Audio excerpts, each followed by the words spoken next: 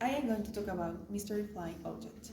Hello, this is a 6-minute English for BBC Learning English. I know. And I'm Bet. Now, you may know these aliens, UFOs, little green meat, or even UAP, as term you identify anomalous phenomenon, and this the word scientific is now used to describe mystery things not from this world.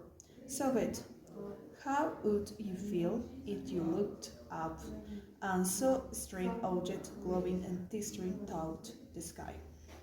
Wow, well, I might stare for a bit. I don't know if I believe that. I was saying, and I guessed I'd be a bit scared. Well, that situation is exactly what Navy pilots caught Audrey First hit cameras on. A train flies in 2004, they record mystery object flight, and 24,000 meters. The footage is known as the TikTok videos, and they have millions of views of YouTube. Now, these videos are being reviewed by USA Congress to try understand what these objects were. Were the flying saucers the disc-shaped craft flown by aliens, or is there a more rational explanation? In this program, we'll be discussing whether we are alone in the universe, and as usual, we'll be learning some useful new vocabulary as well. But first, I have a question for you, Bet. Thousands of UFO systems are recorded every year, but which country has had a highest number of reported systems records beyond according to the National UFO Reporting Center? It is A. the USA, B. Canada, or C. China. I think it must be the US. Okay, Bet. I'll reveal the answer later in the program. Now, will astronomers and scientists how study questions concerning things outside our Earth? They often avoid investigating supposed aliens. Adam Frank, professor of astrophysics at the University of Research, explains why the forget in the TikTok videos can give any definite answer of aliens like to BBC World Service program they carried. I don't think the pilots are lying. I think the pilots are being honest and had a lot of integrity about what they say they're saying. They're not saying there are aliens, they're saying they haven't in ways that not yet could behave. But now, again, personal testimony, you can't do any science with that. So what many happen now is we're gonna begin to get you some scientific study of this and we'll try and get a better handle on it. Adam says the pilots have integrity, now meaning to have honesty and moral principles. However, what they saw is based on personal testimony. A personal testimony is a story or statement or of evidence supported only by a person and what they saw, rather than any external evidence or hard facts. To find out more about exactly what the video saw, scientific studies are being carried out to try and get a better handle of the simulation. If you get a handle something you understand, it and are then able to deal with it. Uh, Taking a more scientific approach to what the pilots saw, the TikTok videos were examined what, by a panel but together by NASA. Here's Adam again discussing the finding on BBC World Service program, The Inquiry. At the NASA panel, one of the science showed a simple analysis of the video that shows the object traveling at a seemingly high speed over the ocean.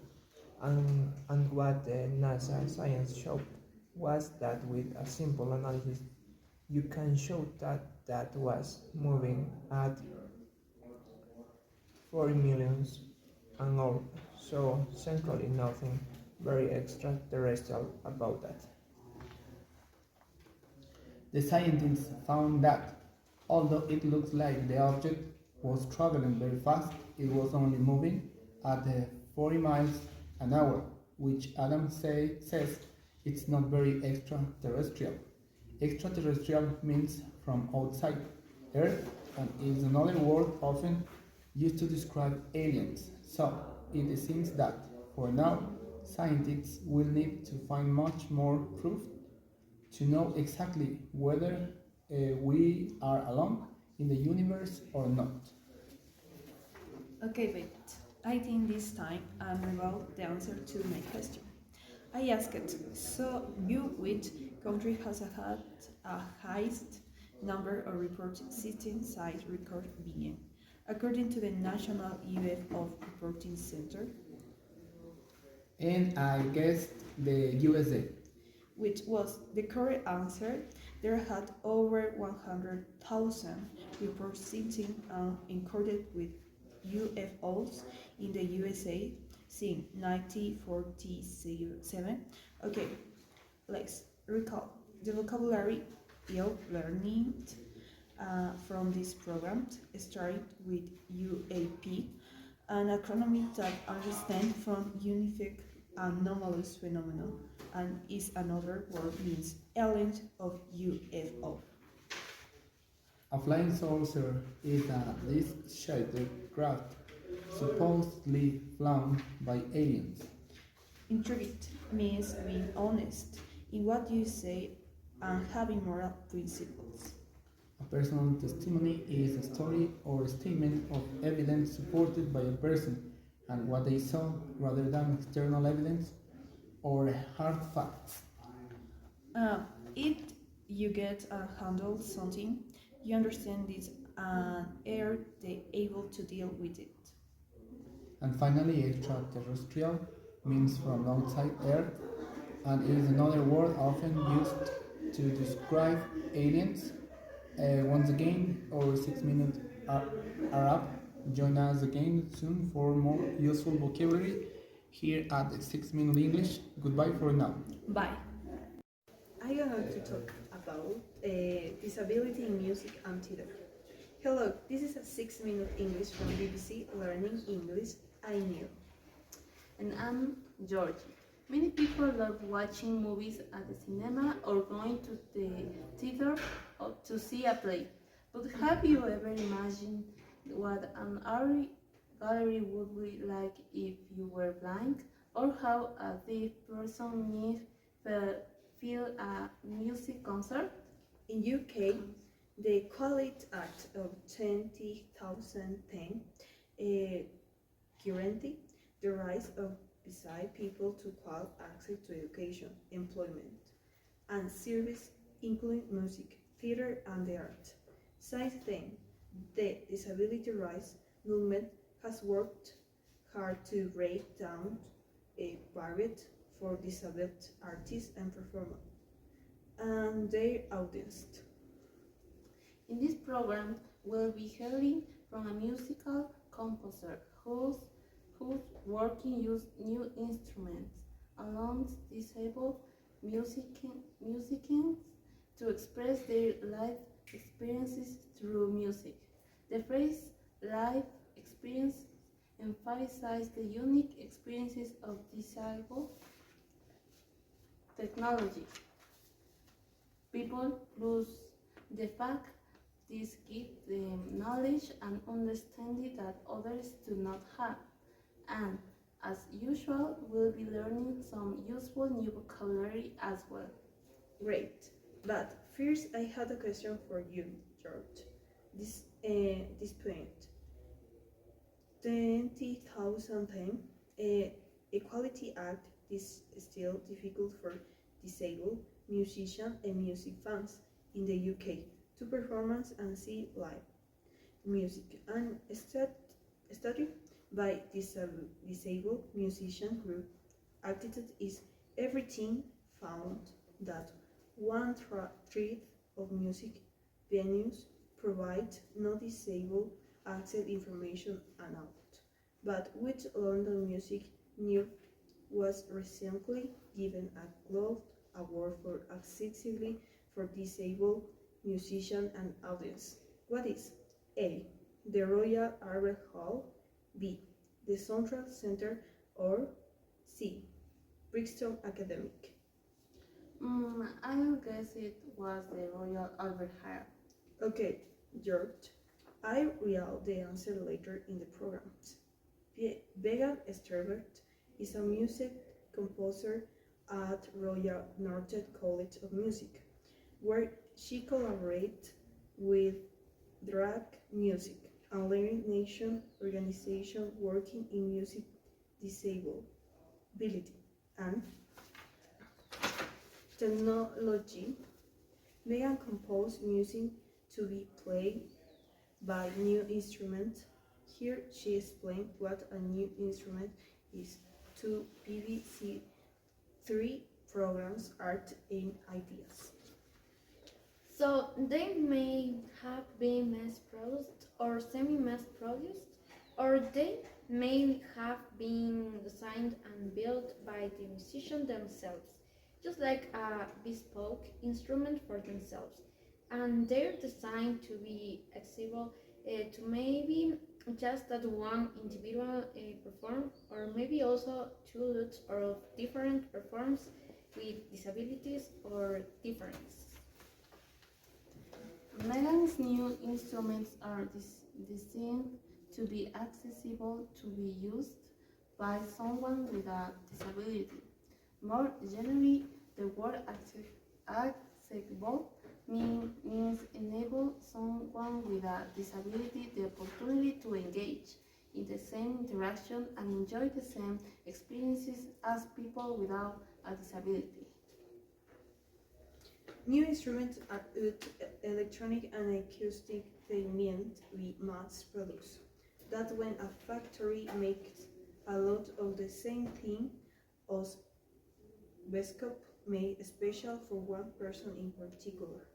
So, what are these new instruments like? Listen as Megan introduced the Rainbow Heart, a new instrument which was designed for harping movement related were not to BBC Radio program Art and Ideas. And the rainbow harp is harp that has color code its strings, and each string's color correspond to a different pitch. So more one it's decided, and she really found that the traditional back and wild musical notation was quite an obstacle for her in learning and teaching music. So she and her husband made these harps, and they're like really colorful as she used color in music. Morwenna is dyslexic. She has dyslexia, a condition which makes it difficult for her to spell, read, and write. So, when Morwenna's rap teachers wanted her to play from written down sheet music, her brain froze. And that's how the rainbow harps was invented. This string of a rainbow harp are color coded. With different colors are used to represent and separate of different strings and to produce different notes. This is a great idea and includes way for disabled musicians to share their talent with music fans across the UK. Which reminds me of my question, Georgie. Right, you asked me which London music venue was a way to make for making music accessible for disabled musicians and audience. I guess it was the Royal Albert High. So what's alright? Good guess, George. But I was the wrong answer afraid. The good news for all music fans living in London is that Sound Center is accessible, great, and waiting. Okay, let's recall the vocabulary we learned in this program. It's 13. With living express experience, the things that someone that has experienced personality for themselves rather than heard and read about. If something is accessible, it enables everyone to have equal opportunities and experiences regardless of their abilities. To mass produce. Something means to make many copies or it certified in a factory, whereas a bespoke product has been made special for one person in particular. A dyslexic person has dyslexia, a condition make it difficult for them to spell, read, or write. And finally, things which are color coded use different colors to represent different parts of fusion once again, or 6 minute up. But remember to enjoy us game next time here at 6 Minute English. Goodbye for now. Bye. Hello everyone, I'm going to talk about dancing for the brain. This is 6 Minutes English from BBC Learning English. I'm Neil. And I am Beth. Do you love to boogie on down, strut your stuff and throw shapes, Beth? What I mean is, do you like dancing?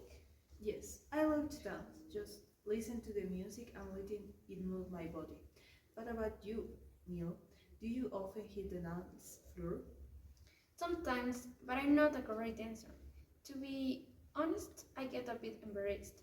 But maybe I shouldn't because it's being proved that dancing has many physical and mental health benefits, including releasing stress, boosting your mood, or just enjoying a fun night out.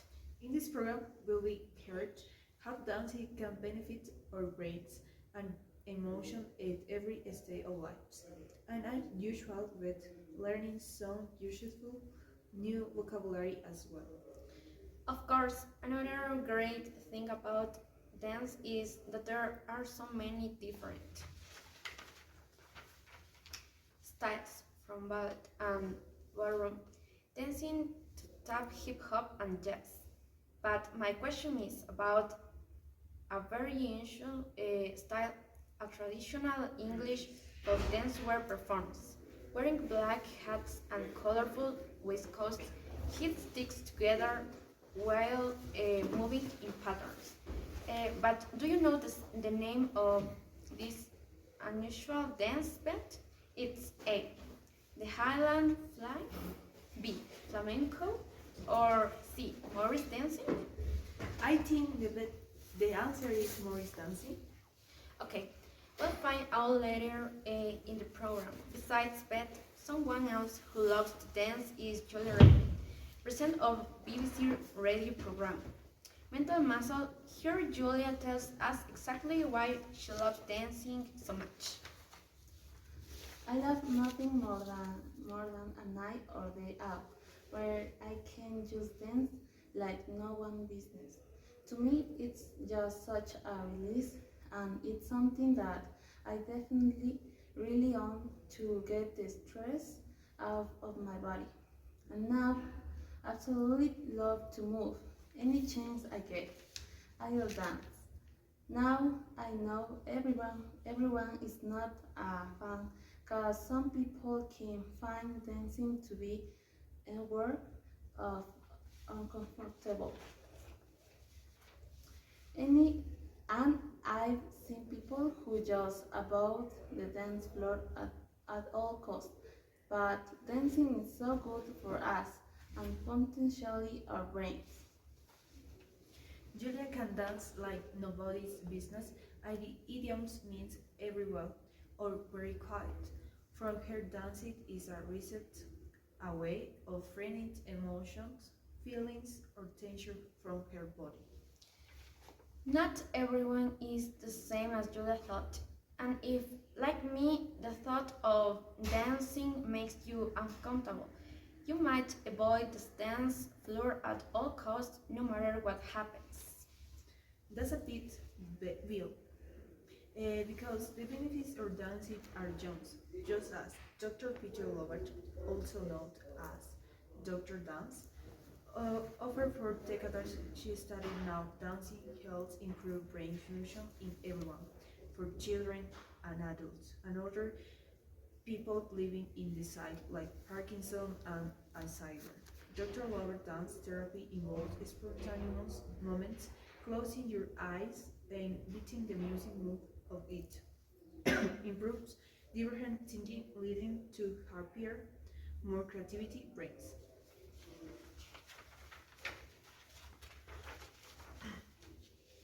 So can we get more people dancing? That's exactly what Julia Reid asked Dr. Lovett for BBC radio program Mental Music. What would you say to person listening who maybe doesn't dance and all right now maybe would like to dance a bit more? Maybe for them they're still a little bit on the fence about whether they want to dance. How how can everyone get a little bit more movement into the daily life? Okay, so the very first thing to do, I could guess, is to lay on your bed with your eyes closed and to find a piece of music that you like. Close your eyes and then just hear the beat and feel the rhythm. So, think about where in your body do you feel a twitch. Julia mentions people who are sitting on the fence who still haven't decided if they will do something or not. In this case, then, Dr. Lovett's advice is simple: get comfortable, close your eyes, and listen to some music soon. You'll feel a twitch, a small, sudden, and involuntary movement somewhere in your body. From there, it's only a few steps to dance. This is a dance a day keeps the doctor away. So what do you record, Neil? Are you ready to get a go? Maybe after I relieve the answer to my question. Right, you asked for the name of the traditional English floor dance, where dancers wear colorful biscuits and these cures, and I guessed it was Morris dancing. Well, that was the correct answer, but Morris dancing is the name of the unusual English folk dance, not flamenco, which of course is Spanish, or the Highland flank, which comes from Scotland. Okay, let's recap the vocabulary we've learned, starting with boogie, strut your stuff, throw shapes, and hit the dance floor. All modern idioms meaning to dance. If you do something like nobody's business, you do it very well or very quiet. A release is the act of freeing emotions, feelings, or tension from the body. It's something must be done all close.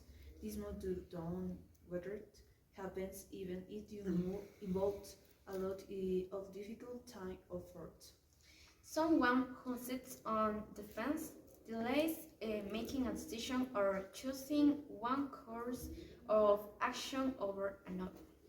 And finally, a twitch is a sudden hurting movement respond in your body, often involuntary. Once again over 6 minutes are go. Join us again so for mood train topics and uses vocabulary. It has 6 minute English. Goodbye for now. Bye.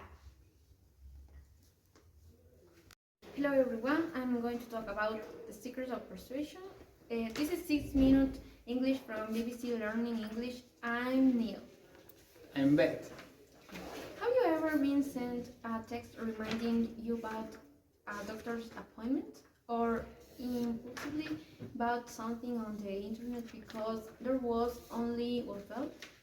If any of these have happened to you, then you've been nudged. A nudge is a subtle way of alternating human behavior. It's a powerful way for governments, advertisers, and social media companies to encourage or nudge people into making choices that benefit themselves and society as a whole. Imagine the government want people to eat better. It might encourage supermarkets to put healthy snacks in easy-to-reach shelves near the checkout and hide the chocolate bars out of sight on the top shelf. Shoppers are being nudged to eat better. Well, that's the idea anyway, but often nudging is used less to benefit society and more to take money for big business. And it happens more often than people realize. So in this program, we'll be asking whether the idea behind nudging to influence human behavior for good is still true today. And as usual, we'll be learning some useful new vocabulary as well. At first, I have a question for you, Beth. Another example of nudging happened in Woolwich, an area of London which in 2011 had a problem with antisocial behavior and particularly with shop windows being smashed. The local authority decided to use nudging to fix the problem by painting pictures on the shop windows. But what did they paint? Was it A. Cute kittens, B. Baby face, or C. Barking dogs? I guess barking dogs would keep the window breakers away. Okay, but I'll reveal the correct answer later in the program. Nudging started in 2008 with the publication of a book by Nobel Prize winning economist Professor Richard Taylor. Professor Taylor's ideas about how to gently persuade people into making good decisions became known as nudge theory.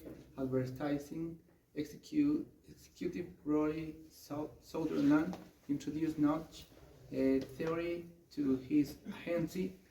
Olive Here's Roy explaining more to BBC Radio 4 program analysis. Let's say you may provide opinion between and held attracted the less provided opinion.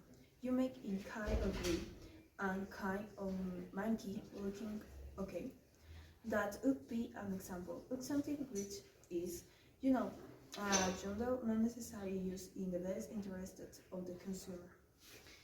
Pastors use colors to nudge customers towards the profitable option, the one which is the most likely to make money. These appear brightly colored and attractive on the screen, whereas less profitable options are made to look manky, a slang word meaning dirty and unattractive. Here, nudging isn't being used for the public good. These dark nudges, also called sludge, make money for a company, but are not always in the best interest of the consumer. If something is in your best interest, it's the most advantageous and beneficial thing for you to do. Dark nudges have caused many to question the morality of nudging, including Neil Lively, professor of ethics at Oxford University, speaking here to BBC Radio 4 program analysis. The big one, the one people have concentrated on, is that it's paternalistic. That is that nudge might be in our interest, but we want to make our own decisions. People worry that nugget infantilized as is undermining our autonomy. Critics of nudging call it paternalistic, meaning it wants to make decisions for people rather than letting them take responsibility for themselves. They also claim nudging infantilizes people, it treats them like children, and as a result, people lose autonomy, the ability to make your own decisions about what to do rather than being told by someone else. I guess nothing itself is rather good nor bad. It just depends how you use it. Well, let's look on the positive side by revealing the answer to your question, Neil. Right. I asked you how authorities in Woolwich in southeast London nudge antisocial window breakers to have nicely, I guess it was by painting pictures of scary barking dogs on the windows. which was the wrong answer, I'm afraid. But in fact, Woolwich Council hired graffiti artists to paint pictures of local babies' face onto the windows shutters. Not even the most hard-hearted criminals smashed those windows, and antisocial behavior fell by 18% in 1 year. Okay, let's recap the vocabulary we've learned in this program about nudging, ways of gentle persuading, of encouraging someone to take decision. Something which is profitable makes a profit or is likely to make money. Manky is slang for dirty and attractive. If something is in your best interest, it's the most advantageous, beneficial thing for you to do. A paternalistic person prefers making decisions for other people rather than letting them take responsibility for their own lives.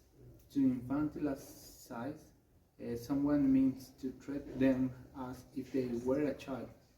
And finally, autonomy is the ability to make your own decisions about what to do, rather than being told by someone else.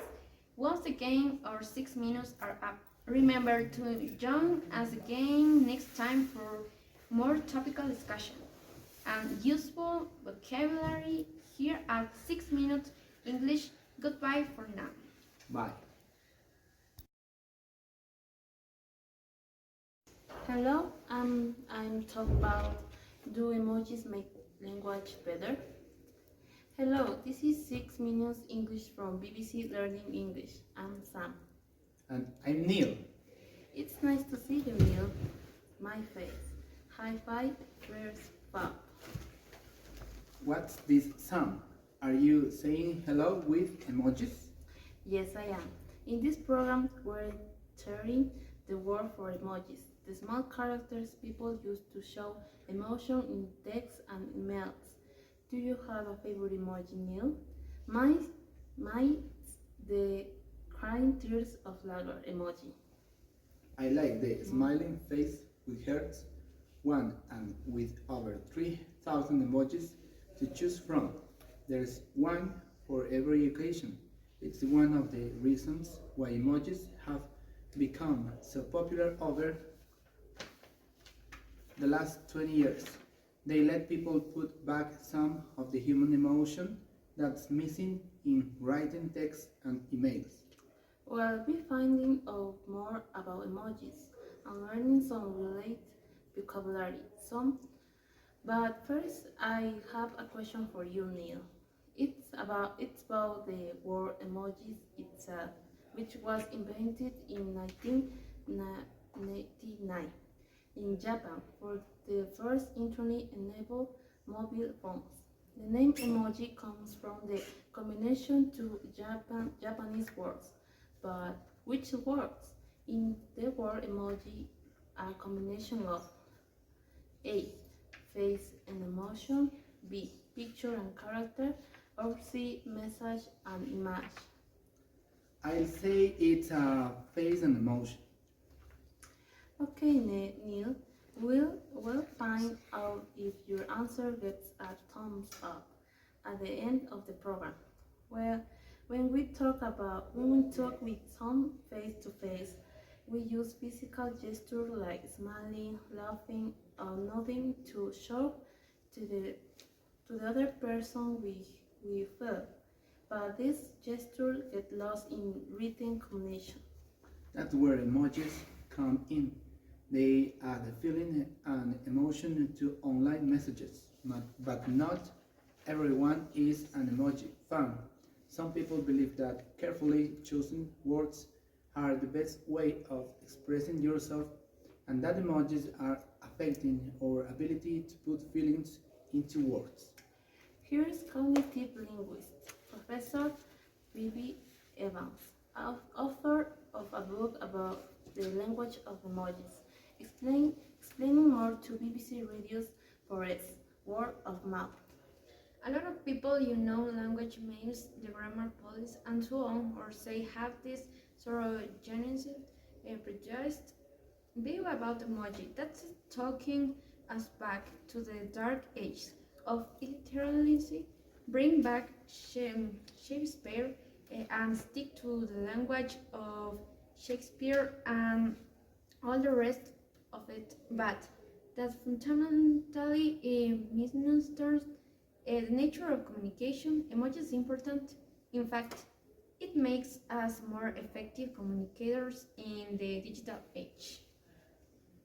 Biff Evans describes people who don't approve of emojis as the grammar policy, a slang term referring to people who want to see formal language and grammar, what they call correct English writing online. The grammar policy criticizes modern styles of English and like to correct other people's mistakes in spelling and grammar. According to Professor Evans, the grammar police have a jaundiced view of emojis. They only see the negative side of them because of their own ideas and experiences. What's more, they think emojis are taking us back to the dark age of illiteracy when most people couldn't read or write. If someone referred to the dark age, they mean a past time in history considered uncivilized and characterized by ignorance. But luckily for emojis fans, the grammar police are in the minority. Over 6 billion emoji messages are sent around the world every day, with about 70% contained emotion-based characters like smile face and blowing kisses.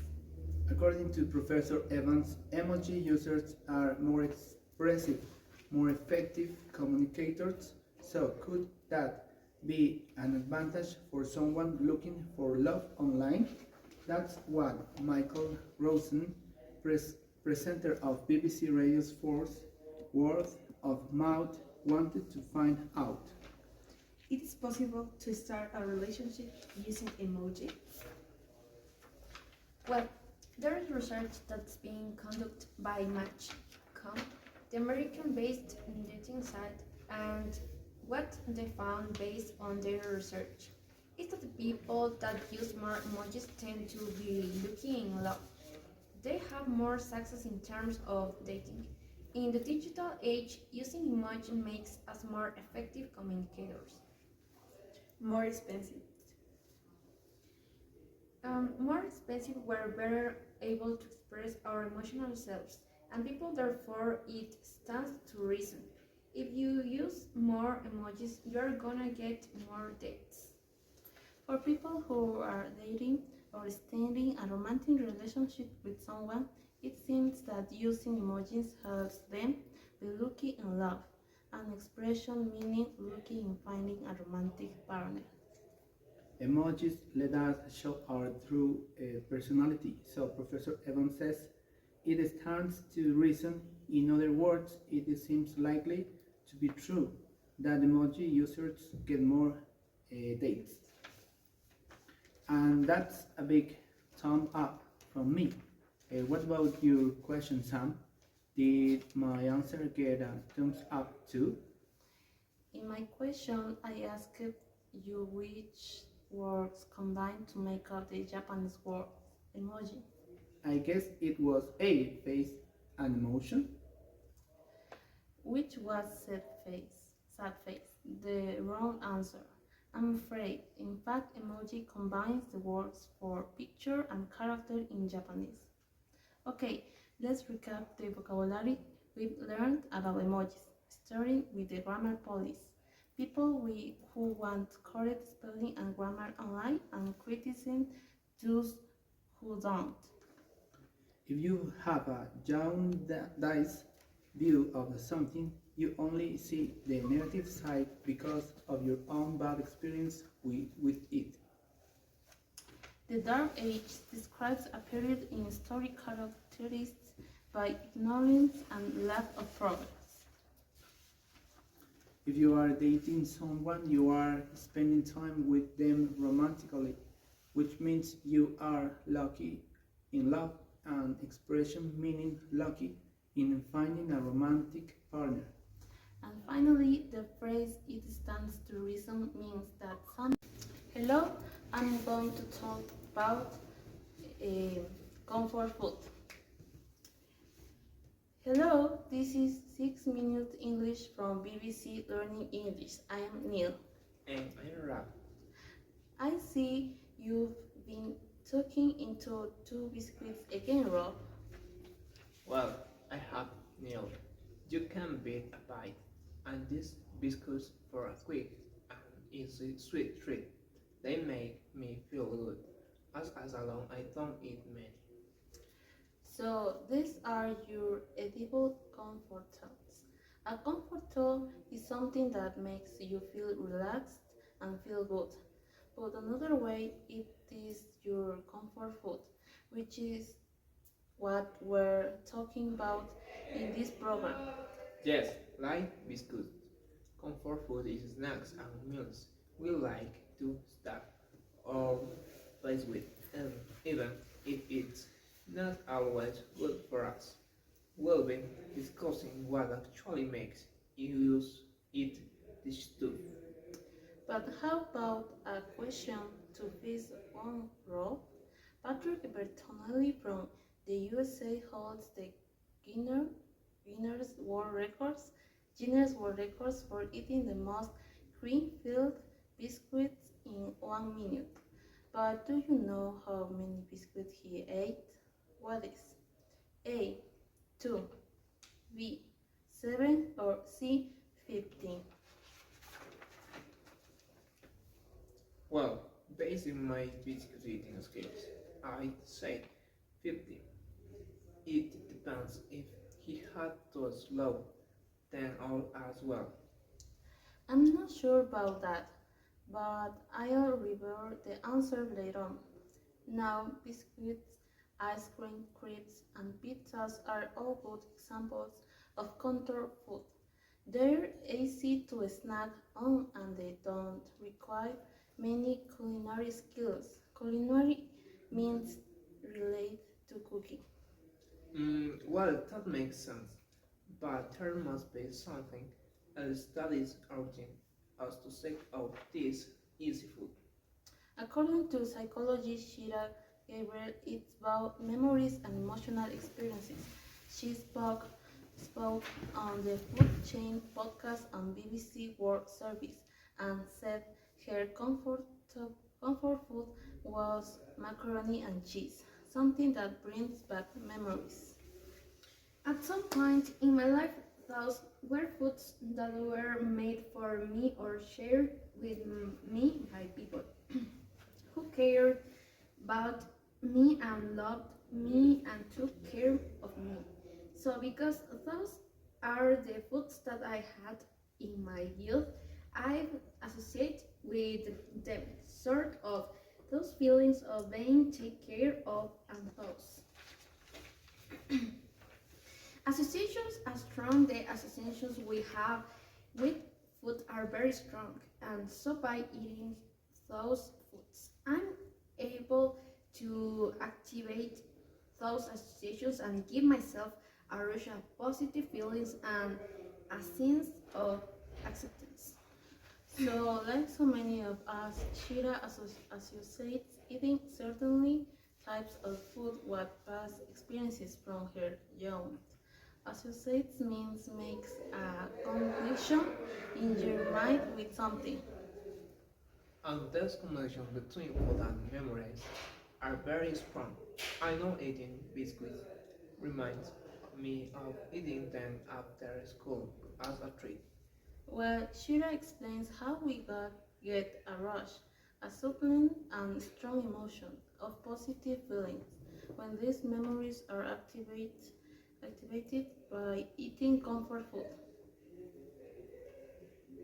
And it's not just memories that are activated, but also the emotions we feel as well.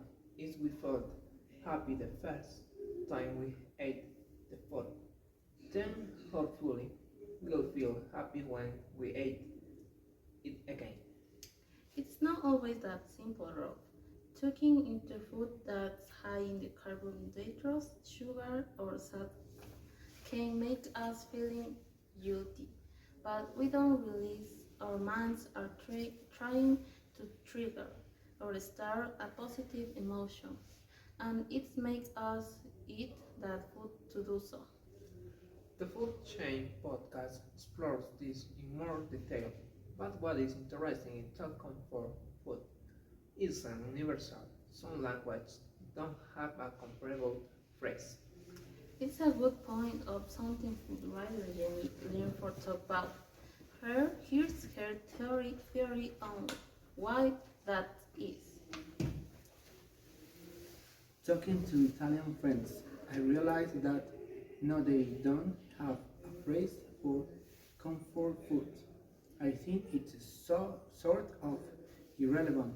My Italian friends I asked about comfort food.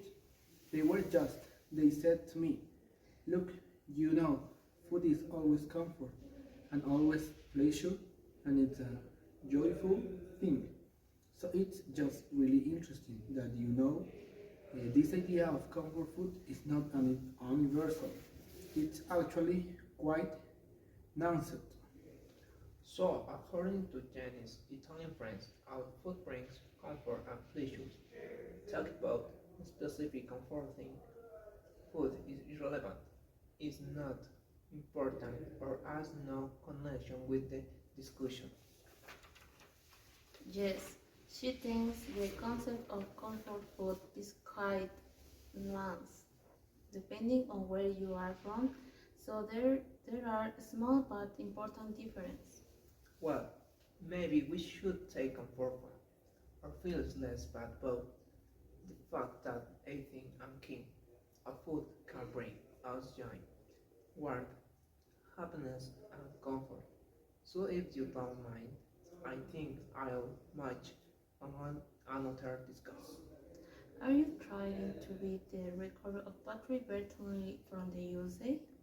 Earlier I mentioned he holds the Guinness World Record for eating the most cream-filled biscuits in 1 minute. But how many biscuits did he eat? What was it? A.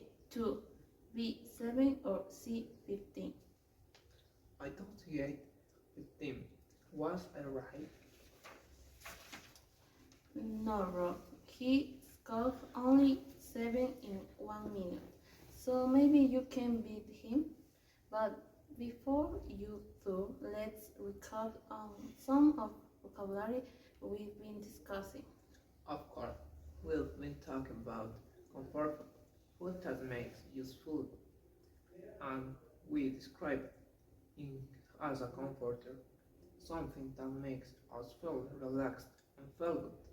We also mentioned culinary connected to cooking. And associated which means made a connection in our mind with something. something that is irrelevant. It's not important or has no connection with the discussion talking place. And something that is noted has a more but important difference. Finally, when you talk comfort in something, you don't feel so bad because of something else. Well, Neil, we're out of time, but let's take comfort in knowing that there are lots more 6 minutes English program to enjoy on our website at bbclearningenglish.com.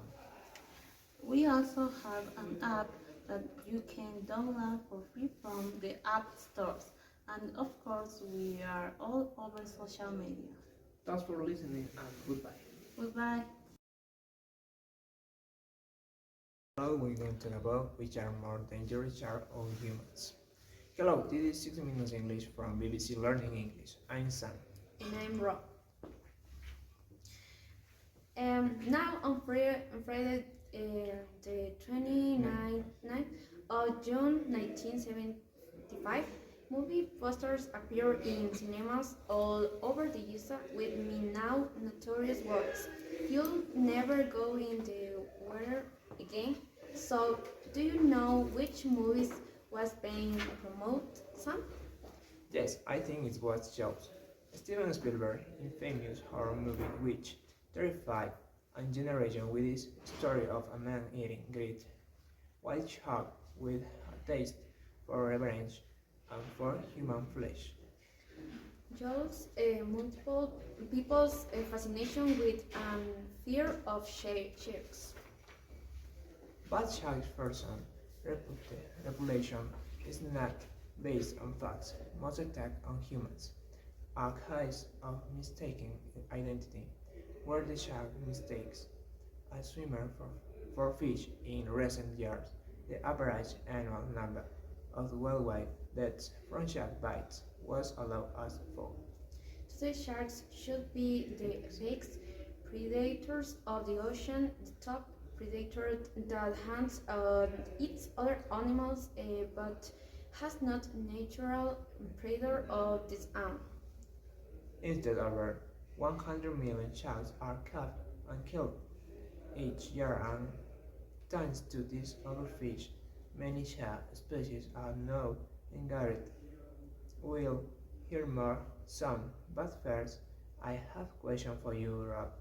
Approximately how many different species of shark exist today? Is it A 330, B 530, or C 730? Well, I'll take guess at B 530. Okay, I'll really be take correct answer later in the program. Now, as Sam mentioned, just made many people nervous about swimming in the sea. Largely thanks to scenes in the movie showing the shark beating swimmers in a frenzy on lead and blood. George Barger has spent 4 years studying the cause of shark attack in his hub as director of the Florida Program for Shark Research. According to him, the movie's description of great whites is totally unrealistic, as he told BBC World Service program The Inquiry. Well, a single shark that's involved in a bit on a human be more likely to bite another human in the future. In the other words, is there something of the jaws image as well so unfortunately in the movies of which you had a wild shark that apparently had a grudge and would try to go after humans. Well, nothing could be further from the truth than that. In the movie, sharks are portrayed as vengeful creatures who recognize and try to kill individual people. The shark in Jaws had a grudge a feeling of anger or hatred towards someone because of what they did in the past. According to marine biologist George Vargas, this is nothing like the real behaviors of Jack in the wild. He says nothing could be further from his truth, an expression used to emphasize that something is not true at all. The actual truth is that sharks have been perfectly designed by evolution for their ocean environment. In fact, they have hardly changed over the last 400 million years, making them even older than the dinosaurs. Such characteristic design, their fin, teeth, and skin allows them to thrive in their natural environment, listening to Oliver Cromwell, senior curator of London's Natural History Museum, explaining more to BBC World Service program than Curie.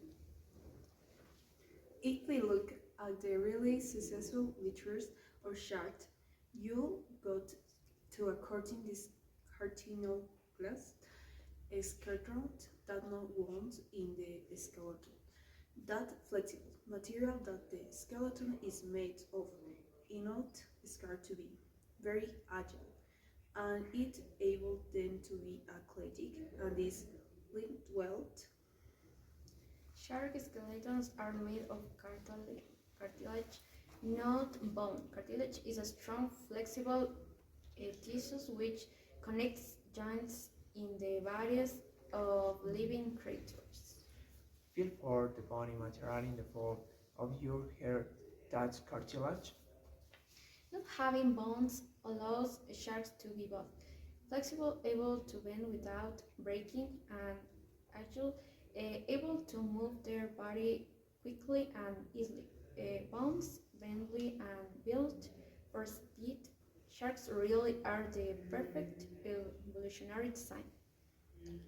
Yet our fish and the cruel practice of finning, cutting off shark fins to make exotic soaps and returning to wounded creature to be seen. Today are 13 sharks number. Which is why it's tragic that so many of their species are facing extinction. And speaking of shark species, what was the answer to your question, son? In my question, I asked how many species of shark there are in existence. Yeah, and I guessed it was around 530 different species. Which was the correct answer, Rob? And the variety of shark species is incredible, from giant like the great white to the tiny dwarf lantern shark. Okay, let's recap in the vocabulary from this program all about sharks. The ocean apex predator, that's the top predator that hunts other animals but has not predators of this own. If the whole grunge, you have feelings of anger towards someone because of something they did in the past. The phrase nothing could be further from the truth is used to emphasize that something is totally false. Cartilage is the strong flexible tissues connecting bones or joints in the body. Flexible means able to bend without breaking. And finally, if you're agile, you can move your body quickly and easily. Once again, our 6 minutes are over. Bye for now. Goodbye. Hello, I talk about meditation and the brain. Hello, this is 6 Minutes English for BBC Learning English. I'm Neil. And I'm Sam. How do you relax, Sam? Well, I love watching movies and I go swimming. 1,000 million of people around the world do is meditate to relax, and that's the subject of our program. We'll be looking at experiments by science in the USA into the body practice of meditation. We'll find out how Tibetan monks who use meditation techniques to focus better and manage their emotions. But what exactly is meditation? People just sitting cross-legged on the floor. thinking of nothing? There is a lot more to it than that after all. Buddhist meditation is an ancient practice, even science, according to some. Tibetan Buddhism, as invited by the Dalai Lama, is what many people think of when you mention meditation. Which brings to me to my question: Which is, what is the meaning of the Tibetan word for meditation? Is it A, to relax, B, to feel blissful, C, to become familiar? I think it must be either A, to relax, or B, to feel blissful, because they sound like positive states of mind, but I'm not sure about calling meditation a science. Neil, isn't it more like a philosophy or lifestyle? Not according to Professor Richard Davidson of the Center for Health Limits.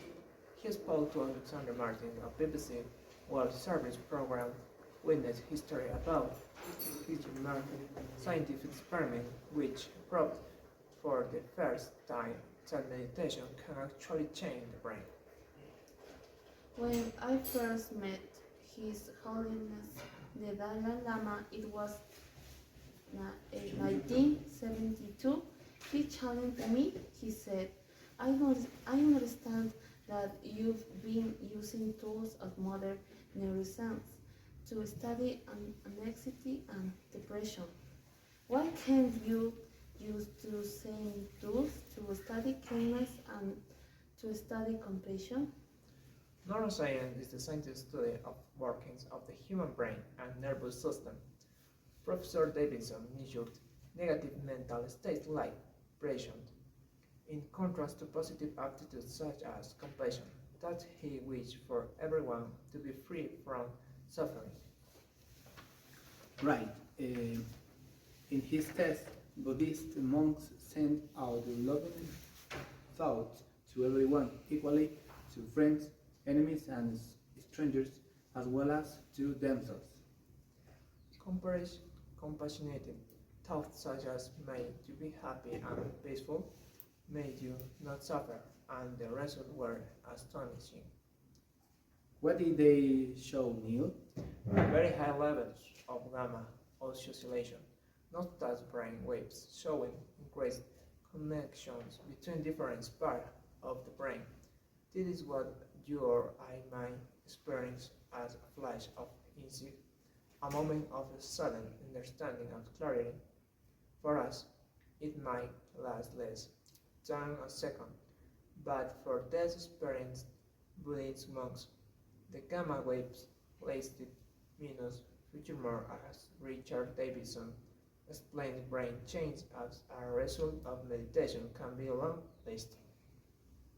There is no question at this point in time, based on the current science that has been conducted over the last 10 years, that meditation can change the brain in enduring ways, and the circuits that are involved are multiple, but they include circuits that are important of regulating attention and regulating emotion.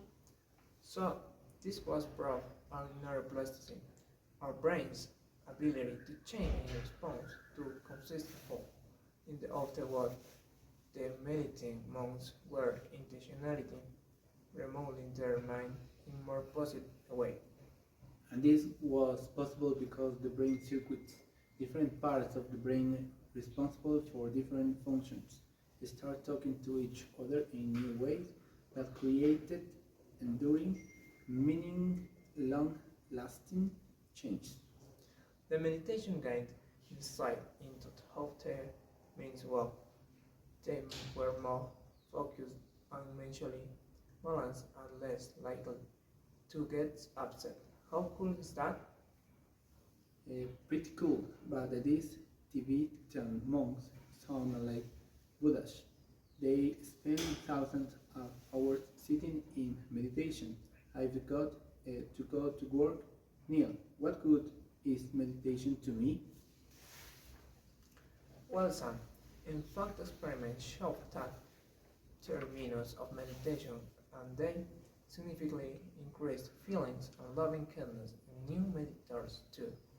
Okay, maybe I'll give meditation a go after all, but now before I find out the answer to today's quiz. Yes, I asked you what the Tibetan word for meditation meant. And I said either to relax or B to feel blissful. And I am feeling pretty confident or getting it right this time, Neil. Well, sir, if the answer comes to you in a flash or instant, then I am afraid you need more practice because the correct answer is C. They become familiar in this case with more positive thoughts and emotions. You mean emotions like kindness and compassion? The thought wishing everyone to be free from their problems. What other vocabulary did we learn today, Neil? Well, it turns out meditation is actually a science, neuroscience in fact, which is the study of the human brain and nervous system. Meditation experiments provide neuroplasticity, the brain's ability to structure the contributor. By generating and sending out the compassionate wish, may all beings be happy. Buddhist meditators change their brain circuits, different parts of the brain responsible for different functions. And it is an enduring change, meaning it lasts and increases over a long period of time. I must say, son, you know it pretty well when you guessed the wrong answer just then. Thanks, Neil. I don't like getting upset, so I'm trying out some breathing meditation, breathing in the positive, breathing out the negative. Join your son for another interesting discussion on 6 Minutes English from BBC Learning English. Bye for now. Bye. Hello, I'm going to talk about addicted to sugar. Hello, this is 6 Minute English from BBC Learning English. I'm Neil. And I'm Georgie. Would you like a cup of tea, Neil? Oh, yes, thanks, Georgie. With milk and 3 sugar, please. 3 sugars? Wow, you really have a sweet tooth. You like eating sweet things. Aren't you worried about your weight? Yes, but I can't say no to sugar, just as our addiction to oil is causing a climate emergency. Our addiction to sugar is causing a health emergency for our bodies. Sugar gives us an instant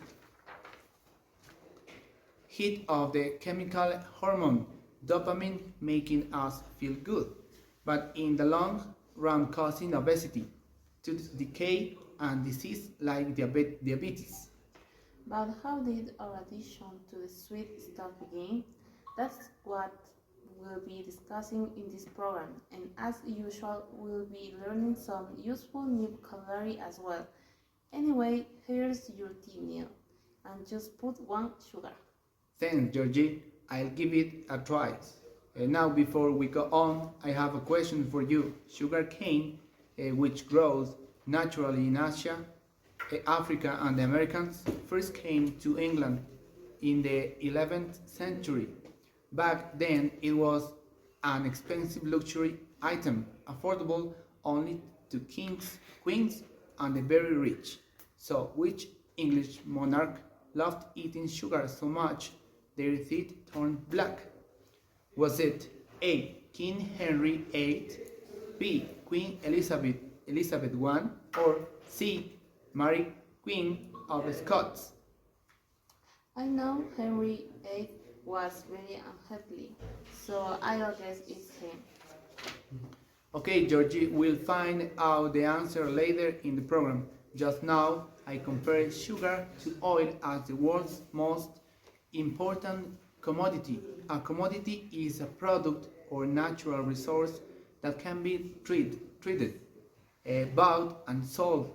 Today, economies, governments, and wars are based on controlling oil, but in earlier centuries, the same was true of sugar. For 400 years, sugar, along with coffee and tobacco, was grown in slavery plantations and shipped across the Atlantic Ocean to Europe. By the time slavery was ended in 1834, the demand for sugar in Europe and the United States was at a record high.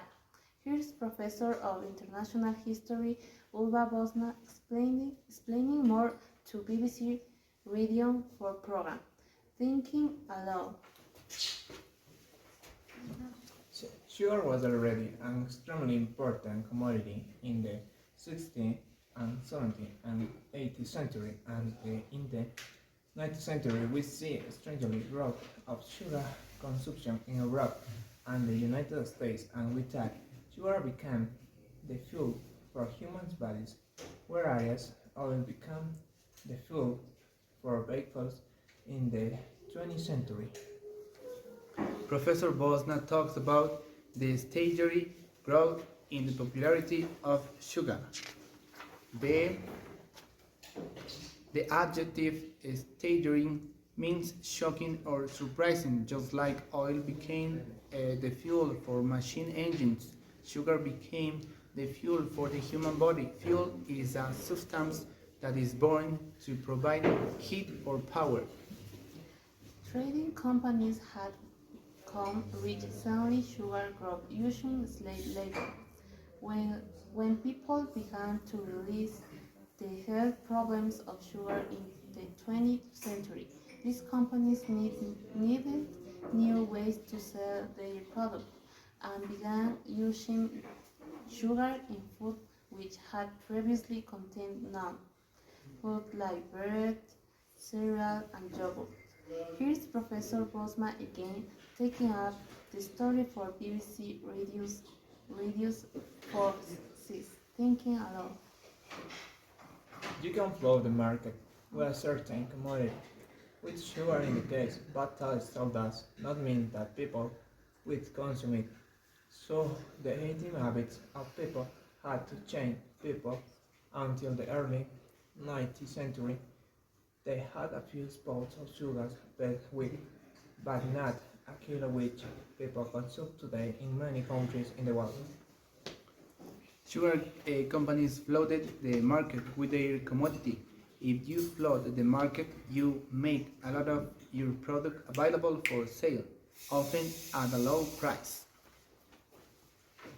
But just because something is cheap and easily available doesn't mean people will eat it. So sugar companies try to increase sugar consumption by changing people's eating habits. The way a group of people eat, for example, which types of food they eat, how much of it, and how often. Instead of 1 or 2 spoons of sugar per week, people started eating kilos, with results we see around us every day. Worldwide, obesity and heart disease have tripled in the last 50 years. What's more, because sugary food is cheaper, it's often the poorest in society who are worst affected. Maybe it's time to try having your tea without any sugar, Emil, and to reveal the answer to your questions. Which English monarch famous love of sugar turned their tea black?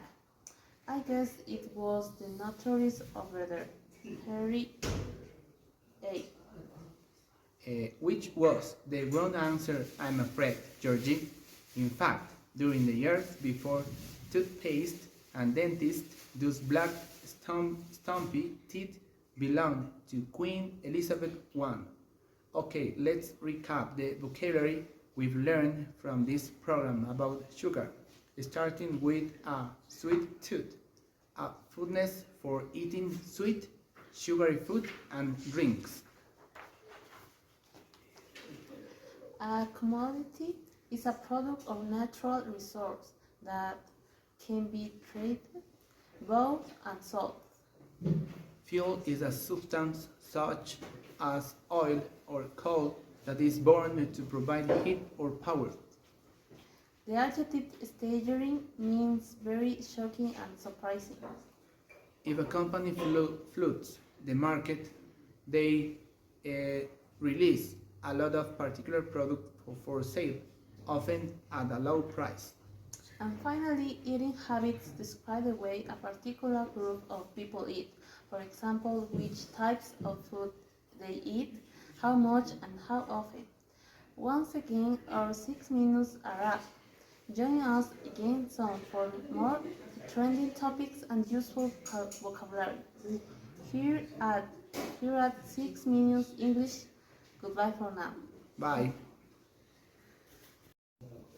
Hello, I'm going to talk about better food, better health. Hello, this is 6 Minute English from BBC Learning English. I'm Phil. And I'm Beth. Phil, I'm going to start this episode with grapefruit.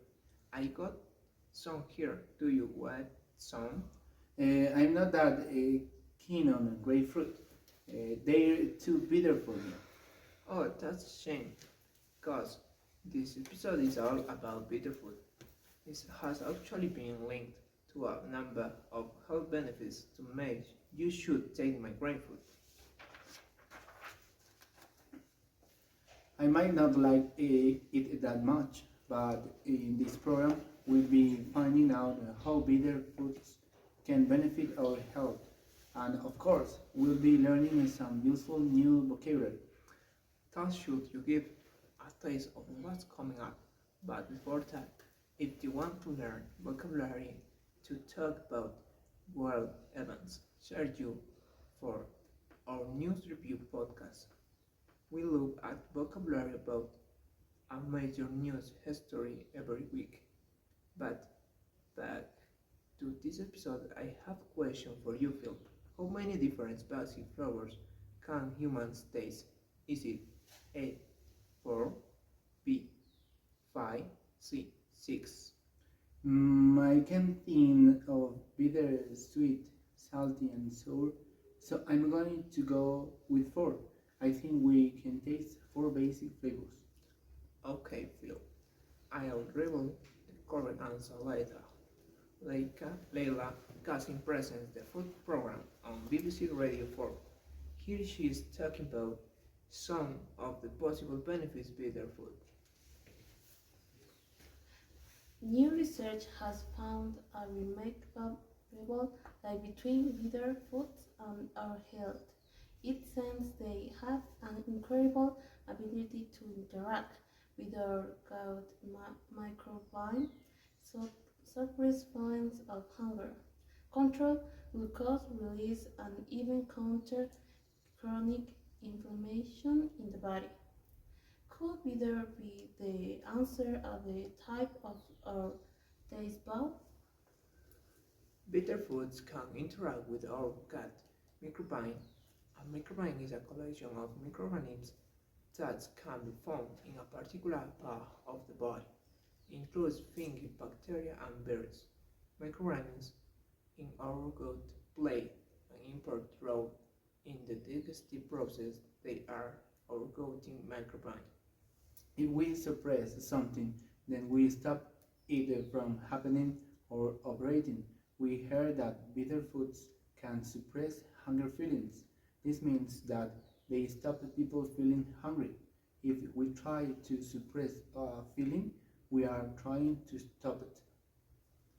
Leila asks if better for food are the answer of the tip of our taste bud. Normally, we say that something that we can't quite remember is on the tip of our tongue. Here we have taste buds, which are the receptors on our tongue and inside our mouths that can detect flavors like bitterness. So it seems that bitter foods could be very beneficial, but they are not always the easier foods to love.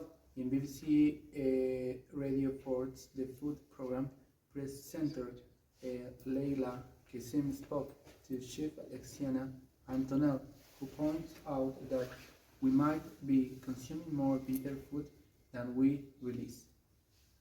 I think it's a real perception issue with it. I think people are exposed to bitters way more than they think they are. But there's this perception of bitter and negativity, both in terms of emotions and food, right? Bitterness is generally an understandable trait, but there are so many very mainstream bitter things. Such as Chocolate, coffee, alcohol, any alcohol has a degree of bitterness to it. Alexia says that many people see bitterness as an indescribable trait. A trait is a characteristic, so an understandable trait is a characteristic that people don't want. We often see bitterness as a bad thing. We also often use indescribable traits to refer to negative aspects of people's personalities. Alexina points out that there are a number of mainstream things that have a bitter flavor. If something is mainstream, then it means it's ordinary and part of what most people consume. She listed chocolate and coffee as mainstream things. The other mainstream thing mentioned was alcohol. We heard that it has a degree of bitterness. If something has a degree of something, then it has at least a small but noticeable amount of it. Okay, now I think it's time to hear to the answer to your question. Right, I asked how many basic flavors humans can taste. And I guess it was 4. Waiting comfortably was not the right answer. The answer is fact 5. The phrase word that you missed in humanity, which comes from the Japanese word and refers to sabotage flowers often found in greased meats of birds. Okay, let's recap the vocabulary we've learned, starting with microbiome, the collection of microorganisms found in a specific part of the body. Suppress means prevent from operating or happening.